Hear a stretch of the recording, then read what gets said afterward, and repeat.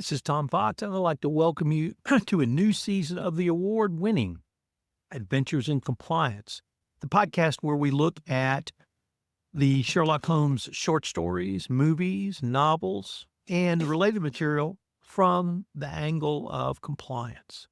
The Case-Book of Sherlock Holmes is the final set of 12 out of a total of 56 Sherlock Holmes short stories published by Arthur Conan Doyle. These were published, of course, in the Strand magazine between October 1921 and April 1927. The books, are two of the short stories, The Adventure of the Veiled Lodger and The Whole Shoskom Old Place, were the last of the Sherlock Holmes works protected by copyright. Although some of the stories are comparable with earlier works, many people feel that this is a lesser offering of Holmes, to which I wholeheartedly disagree. I hope that you will join us for this exploration of the final collective works of Sherlock Holmes as we take a deep dive literally into business ethics, leadership, investigative strategies, pattern recognition, and perhaps even portending the use of AI and generative AI as a tool for the compliance profession. There are some great stories in here, and I know you will enjoy them, and I hope you will enjoy this season of Adventures in Compliance really as much as I've enjoyed reading the stories. Today we take up compliance lessons from The Adventure of the Shoscombe Old Place. I know you'll enjoy this episode. By looking at The Adventure of the Retired Colorman, which was published in the Strand magazine in December of 1926. We're going to have a quick word from our network sponsor, Ethico, then we'll be right back. If you're a compliance officer, middle managers are crucial in getting your programs from you to your frontline employees. But how do we activate those managers and get them on our side? Ethico's new Middle Manager Toolkit equips you with the skills needed to empower your managers, to promote a culture where ethical behavior thrives and employees feel empowered to speak up. Learn how to turn frontline managers into ethical leaders with our new white paper, Empowering Middle Managers as Ethics Champions. And did I mention you can get the whole toolkit for free? Head to ethico.com to download the full toolkit today. And now, The Adventure of the Shoscombe Old Place. Today, our adventure features the head trainer John Mason from Shoscombe Old Place, a racing stable in Berkshire. He comes to Sherlock Holmes about his master, Sir Robert Norberton, a baronet. Mason thinks he has gone mad. Sir Robert's sister, Lady Beatrice Falder, owns Shoscombe, but it will revert to her late husband's brother when she dies. The stable has a horse, Shoscombe Prince, who Sir Robert hopes will win the Derby. He will be out of debt if this actually happens. Mason is not quite sure what he wants Holmes to investigate, but there have been a number of odd changes at the stable. Lady Beatrice has suddenly foregone her usual habit of stopping to greet her favorite horse. Why does she ride it on by in her carriage? Why has Sir Robert become so wild-eyed lately? Why has he given his sister's dog away to a neighborhood innkeeper? Why does he go to an old crypt in the night, and who is the man he meets there? And why have burnt human bones been found in the furnace? Holmes decides to investigate on the spot, and he and Dr. Watson go to Berkshire, posing as anglers, and learn some interesting things. The keeper of the inn they are staying is one who now owns Lady Beatrice's dog, and it is quite an expensive breed, one that the innkeeper could not ordinarily afford. With the innkeeper's permission, Holmes takes the dog for a walk and goes to Shoscombe, and where he releases it as Lady Beatrice's carriage comes out of the gate. The dog dashes forward enthusiastically, but then flees in terror. Then, even though a maid and Lady Beatrice are supposedly the only people in the carriage, a male voice tells the driver to drive on. Then there's the crypt. John Mason observes that a heap of bones there earlier is now gone. Holmes finds a coffin with a fresh swathed body in it. Just then, Sir Robert arrives, catching Holmes in the act.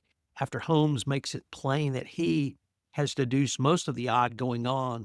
Sir Robert invites he and Watson back into the house and explains everything. About a week later, Lady Beatrice died of dropsy, and Sir Robert felt compelled to keep the fact secret so that the creditors would not swoop down on Shoscombe before he had a chance to win the Derby and pay off his debts. Sir Robert and the maid's husband transported his deceased sister to the crypt and hid the body in the coffin, but they also found they had to dispose of the coffin's original body, which, of course, was the burnt bones. The maid's husband also dressed up in Lady Beatrice's clothes and took her place in the carriage each day. The dog knew what happened and might have given it all away with barking protest, which is why Sir Robert had given the dog away. Holmes refers the matters to the police, but the story ends happily.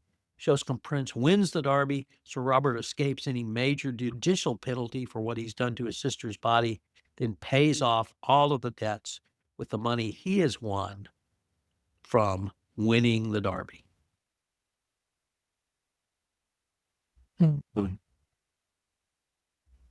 This story, much like the world of compliance, shows that the unexpected can often reveal the most profound lessons. The story reminds us that beneath the veneer of order, hidden challenges and risks await this discovery. So, what are some of the things that we can discover from this story, at least the compliance lessons? Number one, the hidden truth behind a gentle facade. At first glance, Shoscom Old Place appears to be the epitome of refinement and respectability. The manor exudes an air of tradition, prestige, and stability. In today's corporate compliance environment, compliance is not simply about ticking boxes or adhering to a prescribed set of rules. It's about developing a deep understanding of the underlying dynamics within an organization. Like Holmes' methodical investigation, effective compliance requires critical evaluation of every process, a questioning of every assumption, and vigilance for those hidden vulnerabilities that may threaten a company's reputation and legal standing. Two, due diligence. One of the core lessons from this story's investigation is the paramount importance of due diligence. Holmes' investigation is driven by his relentless pursuit of the truth, a process that involves questioning the status quo and scrutinizing every detail. Whether it's a new business partner, evaluating internal controls, or investigating a potential conflict of interest, the failure to conduct thorough due diligence can lead to catastrophic oversights. Organizations must invest in robust systems and processes to ensure they are not only compliant with existing regulations, but are prepared for unexpected challenges. The perils of overconfidence and complacency. Holmes' investigation reveals how overconfidence and complacency can be a fatal flaw. The residents and custodians of the estate are so confident in their outward display of propriety that they fail to notice the subtle signs of impropriety. For compliance, the message is clear. Never be so comfortable in your own success you lose sight of the potential risks. Overconfidence can create blind spots, allowing unethical behavior or noncompliance to fester unnoticed. It's imperative to establish a culture where regular audits, risk assessments, and internal reviews are a standard practice. By maintaining a healthy skepticism and a readiness to investigate, compliance can preempt larger issues. Balancing trust and verifications. Another key takeaway from the story is the delicate balance between trust and verification. Holmes' investigation is a masterclass in not taking things at face value. While trust is an essential component of any corporate relationship, it must be, whether it's personal, professional, or corporate, it must be balanced with a verification. Robust compliance means building a system that both trusts employees and verifies their actions. This story, the failure to address early warning signs results in a crisis. Similarly, in the corporate world, the failure to learn from mistakes and implement effective remediation measures can have a lasting consequence.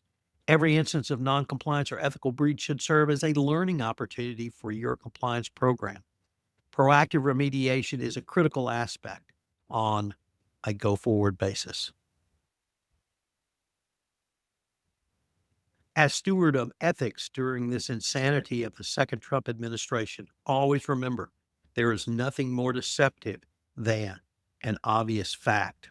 For compliance professionals, if you want to channel your inner Nancy Reagan, that works as well.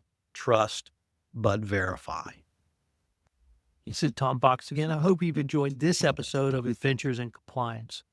and had as much fun listening as I had rereading the story, analyzing it from a compliance perspective, and bringing it to you. Please join me again next time for another episode of the award-winning Adventures in Compliance. Also, check out some of the other podcasts on the Compliance Podcast Network. Wednesday's a great day to listen as we have the great Women in Compliance, as well as Matt Kelly and myself in Compliance Into the Weeds. On Tuesday, we have Innovation in Compliance and Word of the Week. On Monday, we always have the FCPA Compliance Report, in addition to a plethora of other podcasts. So check out one of the podcasts on the Compliance Podcast Network. As I described to someone I met at a podcast conference, it's literally a learning lesson on compliance in the audio format. The award-winning podcast Adventures in Compliance is a special production of the Compliance Podcast Network. Have you ever thought about starting a podcast? Would you like to start a podcast?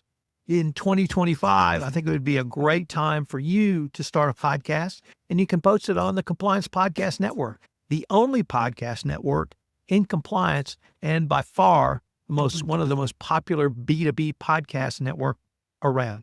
So if you'd like more information on starting a podcast, please give me a shout.